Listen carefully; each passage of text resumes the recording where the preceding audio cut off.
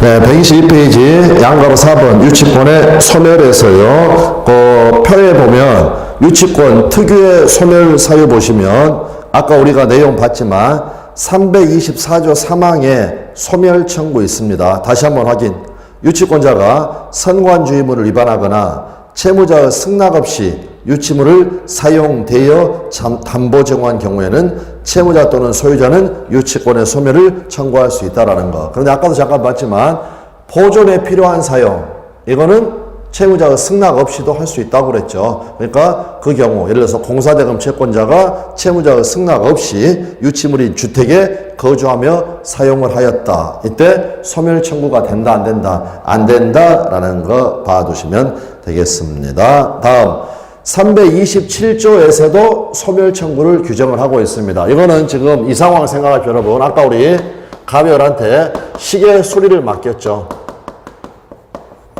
자, 그러면 가령 수리비는 뭐 50만 원, 시계는 1000만 원짜리.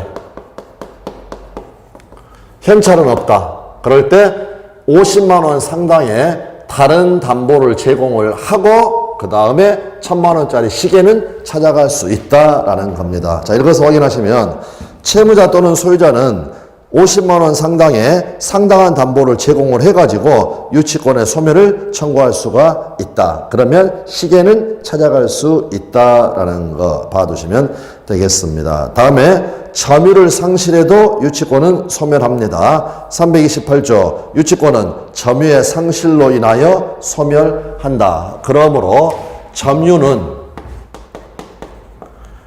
유치권의 취득 또는 성립 요건이기도 하고 플러스 무슨 요건이기도 하느냐? 존속 요건이기도 하다.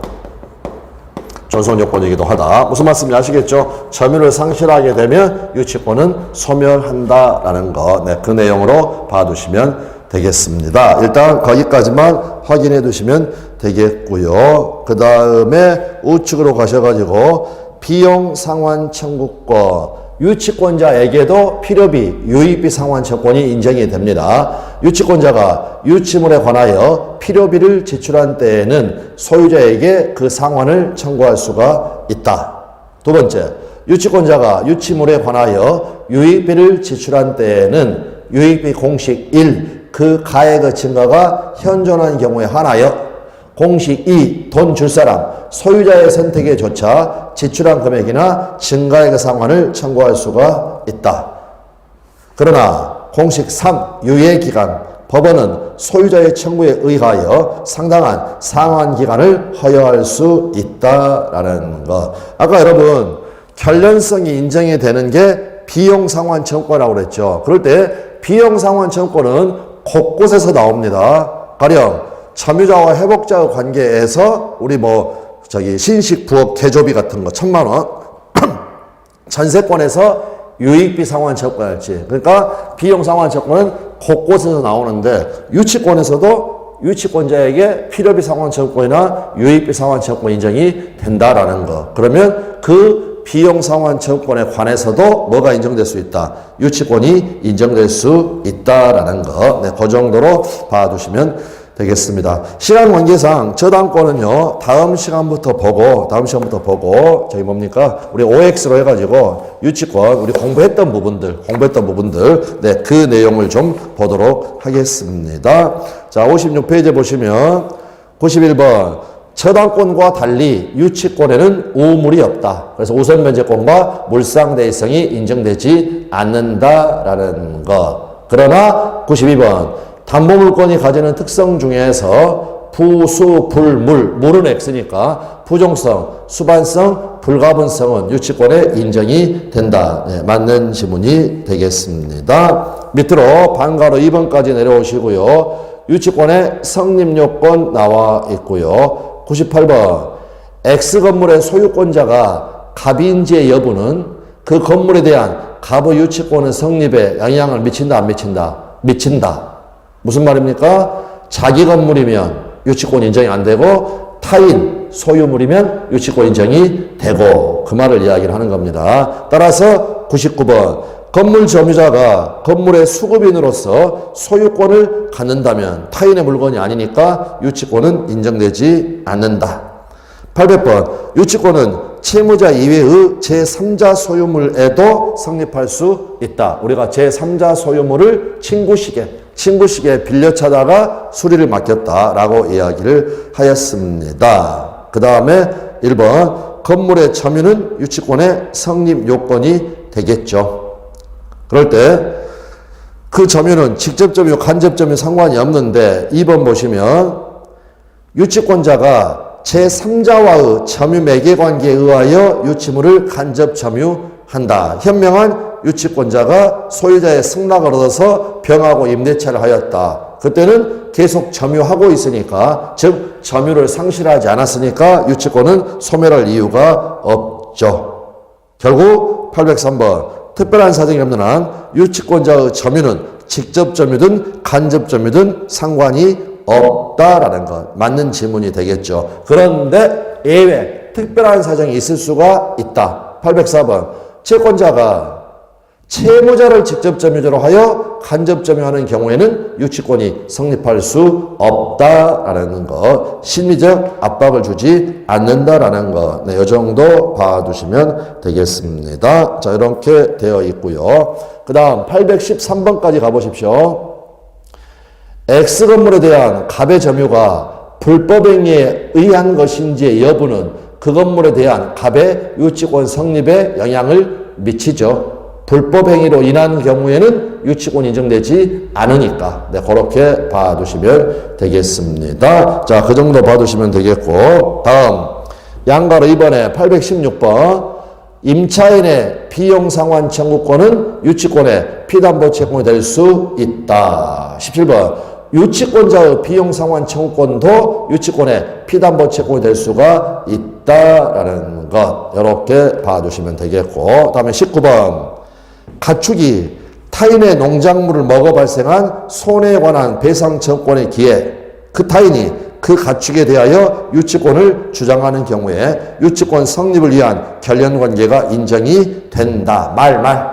물건으로부터 발생한 손해배상 청구권, 이건 유치권 인정이 된다라는 것. 20번 유치권이 인정되지 않는 것, 제일 중요한 것, 보증금, 권리금, 반환 청구권. 그래서 임차인은 보증금 반환 청구권이나 임대인과의 약정에 의한 권리금 반환 청구권을 담보하기 위하여는 임차물에 관하여 유치권 행사할 수 없다. 여러 번 시험에 나왔으니까 네, 반드시 정리를 해 주시면 되겠습니다.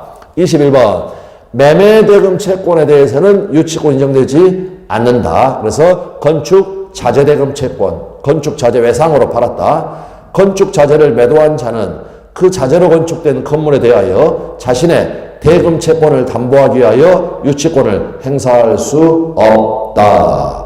23번 X건물에 관하여 생긴 채권의 변제기가 도래하였는지의 여부는 그 건물에 대한 갑의 유치권 성립에 영향을 미친다. 변제기가 도래해야 된다고 그랬죠.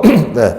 결국 24번 피담보 채권의 변제기 도래는 유치권의 성립 요건이다 하면은 맞는 지문이 되겠고요. 25번 따라서 임대차 종료 후 법원이 임차인의 유익비 상환 채권의 유예기간을 인정하였다. 임차인은 그 기간에는 유익비 상환 채권을 담보하기 위하여 임차 목적물을 유치할 수 없죠. 변제기가 도래하지 않았으니까. 26번 유치권은 법정 담보 물권이지만 배제 특약이 유효합니다. 그 말은 이를 미리 포기하기로 하는 특약은 유효하다라는 것. 네, 그 정도 봐두시면 되겠습니다. 자, 그 정도 되어 있고요. 양가로 3번 유치권의 효력과 소멸 나와 있고 31번 대세적 인도 거절 권능 모든 사람에게 배째라 할 수 있다.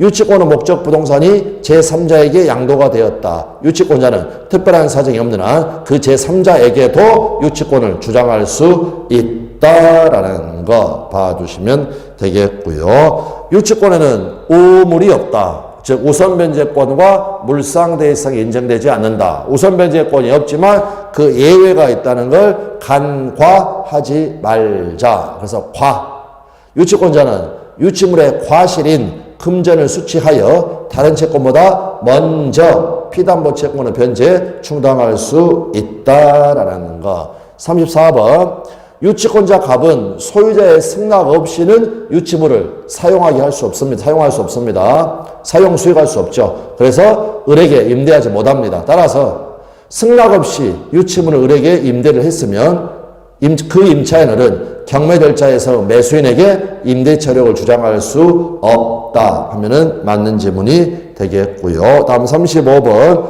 유치권자는 승낙 없이는 사용 못하는데 보존에 필요한 사용을 할 수 있다고 그랬죠.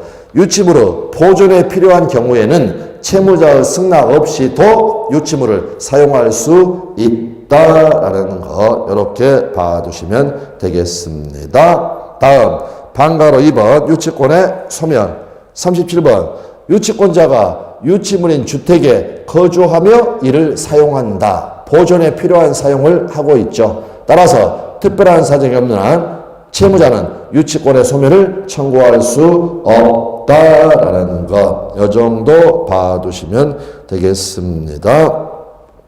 그 다음 33회 46번까지 내려오십시오. 유치권자가 유치물에 관해서 필요비를 지출하였다. 그 소유자에게 상환 청구할 수 있죠. 유치권자에게도 필요비 상환 청구권과 유익비 상환 청구권 인정이 된다. 근데 여기는 필요비를 소유자에게 상환 청구할 수 없다라고 했으니까 틀린 지문이 되겠습니다. 네, 오늘은 여기까지 보고요. 다음 시간에 저당권부터 검토하도록 하겠습니다. 예, 수고 많으셨습니다. 감사합니다.